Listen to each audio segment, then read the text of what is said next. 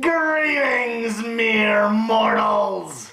And welcome to another Monster Month. It's the most wonderful time of the year! Halloween season! Yeah, screw that jolly fat freak. And we're kicking things off with a scorpion!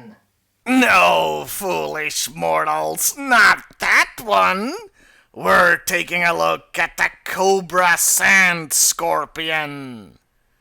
This figure was released in 2004 with all original body parts. My first thought when seeing this guy was, holy crap, Cyclops has joined Cobra. The second thing to note is the giant Cobra logo on his chest. It looks very cool and even a bit menacing. There's no doubt whose side this guy is on.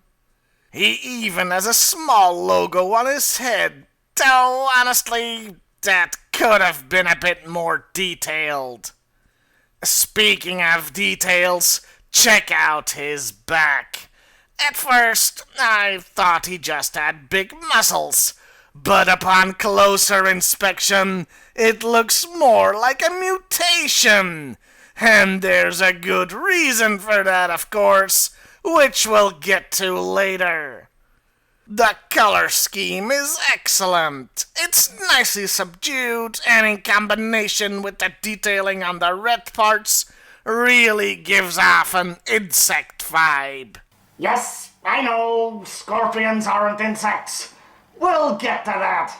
The figure came with 4 accessories. One is a bland gun that was previously sold with Spearhead, though in another color. And he has 2 hand attachments.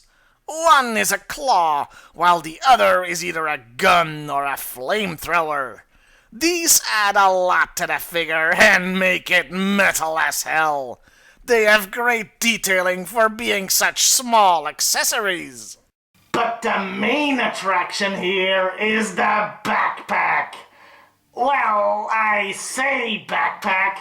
It's really a huge freaking scorpion that so happens to fit on his back. This is described as a techno-organic scorpion. So, it's a genetically enhanced beast with technology added to it.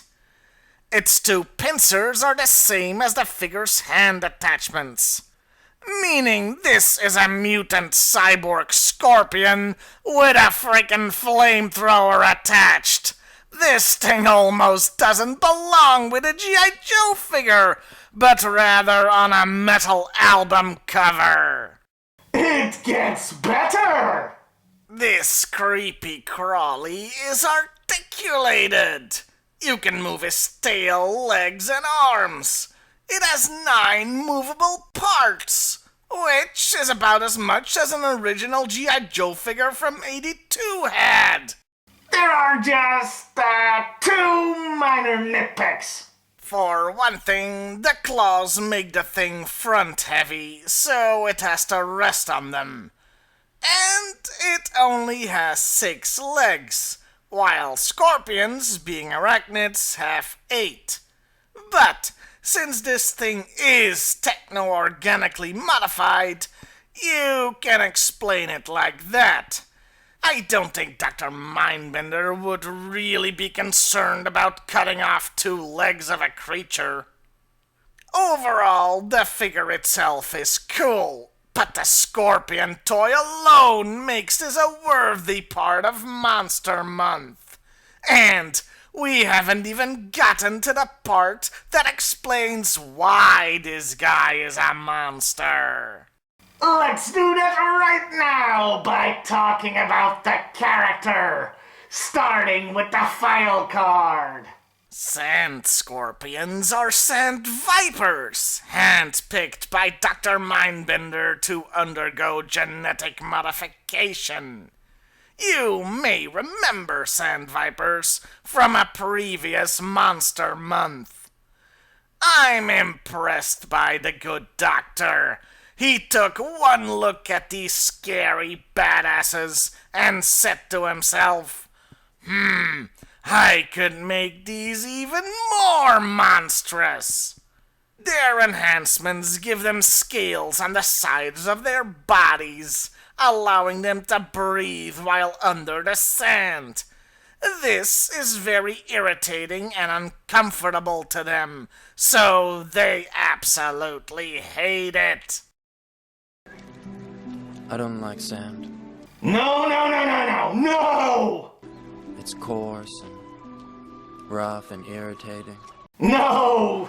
Get that whiny a-hole out of this review! This is for cool bad guys only! That was unpleasant. So, these guys hide in the sand, and when the enemy approaches, they pop out with their freaking scorpion on their back to attack. I don't care if you are a real American hero, you still should have worn the brown pants at that point.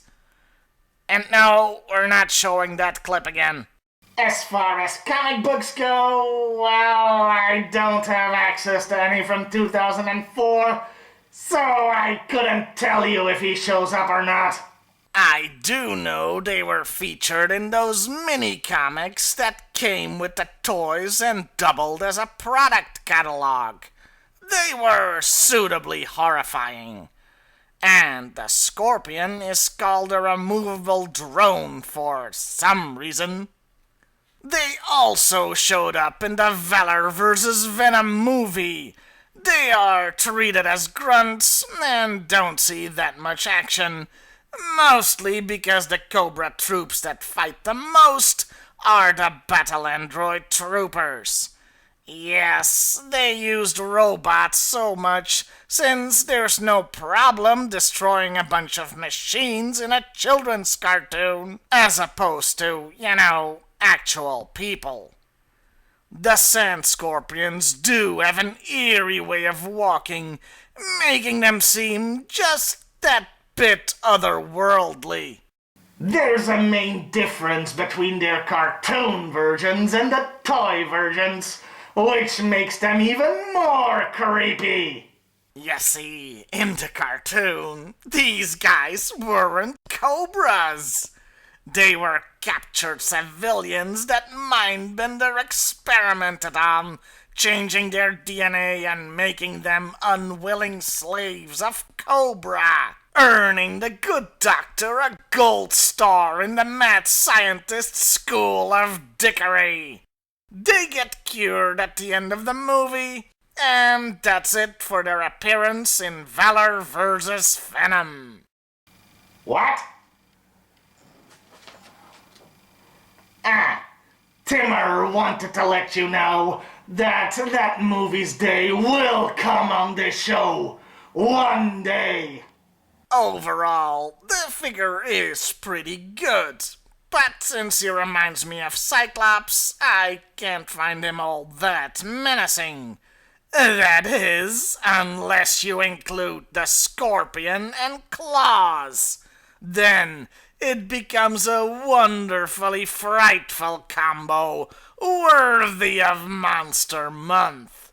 His appearances in other media were okay, but nothing special. Until next time, mere mortals. And don't forget to check under your bed for creepy crawlies.